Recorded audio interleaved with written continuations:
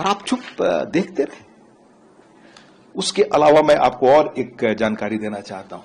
ये एक लेख है ब्रह्मचेलानी का। ब्रह्मचेलानी सबसे इफेक्टिव ढंग से लिखने वाले हमारे खास तौर से डिफेंस वगैरह के मामले में है।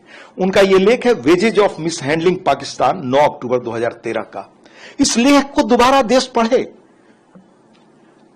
करेंट सेक्टर अपना जो है पाकिस्तान के बॉर्डर के साथ, वहां हमारे सैनिकों का आकर गर्दन काट ले गए आतंकवादी सैनिकों के साथ। या तो वो सैनिक थे आतंकवादी वेश में। ये सारी चीज उस लेख से मैं हवाला कर रहा हूं। उन्हीं दिनों हमारे तब के प्रधानमंत्री जी गए हुए थे अमेरिका,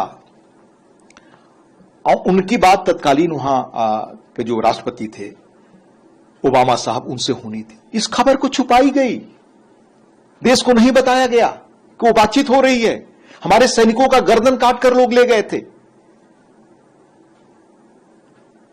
अतीत में न जाइए। मैं ऐसी 25 घटनाएं गिनाने लगूंगा जब 2004 से लेकर 14 के बीच 1000 मौके आए जब आपको कार्रवाई करनी थी।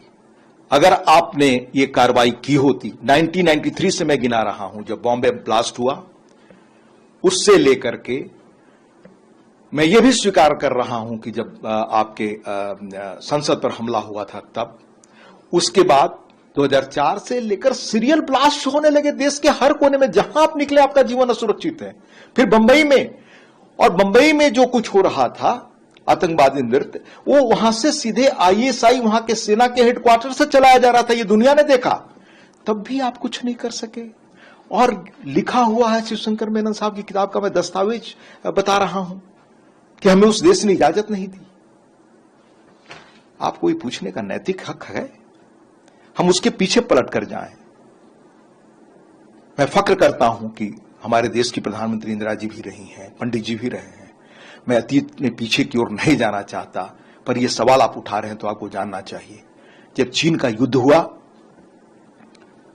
तो पंडित जी के ही परिवार के हाई कमिश्नर थे बीके नेहरू साहब आपके अमेरिका में। जिस बेचैनी से जॉन गैल्ब्रिथ यहां पर राजदूत थे, और तब अमेरिका के जो राष्ट्रपति थे कैनेडी साहब, वो रोज हर घंटे बयान बदलने वाले लोगों में नहीं थे।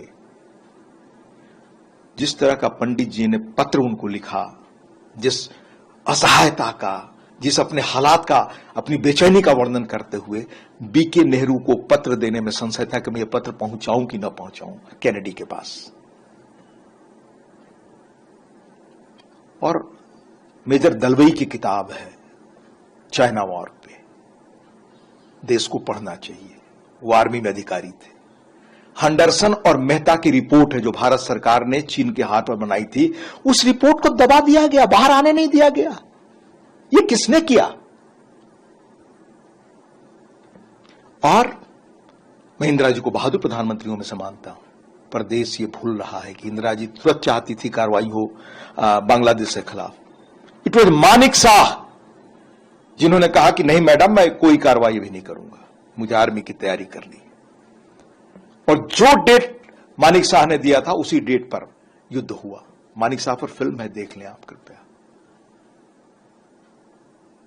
मानिक शाह को गौरव नहीं मिला। मानिक शाह उन जनरल लोगों में थे जिन पर देश को फक्र करना चाहिए। इसी तरह हमारे चीन के युद्ध में थिमैया थे, उनको हटा दिया गया।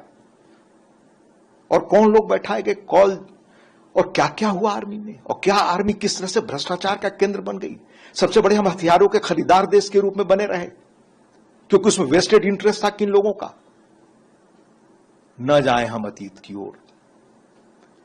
आज वक्त है देश बनाने का, और जिस रफ्तार से मिलिट्री पावर इकोनॉमिक पावर के रूप में उभरा है, यह दुनिया को हैरत में डाला। 11 तक आपने लाकर वेंटिलेटर पर देश को डाल दिया था।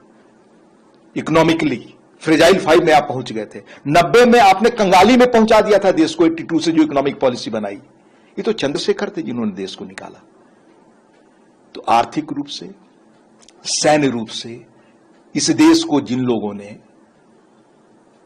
असहाय और बुरी स्थिति में पहुंचा दिया, उनको तो कम से कम यह नैतिक धर्म नहीं है कि आज के उभरते भारत, जिसने दुनिया को स्तब्ध किया है अपने कामों से,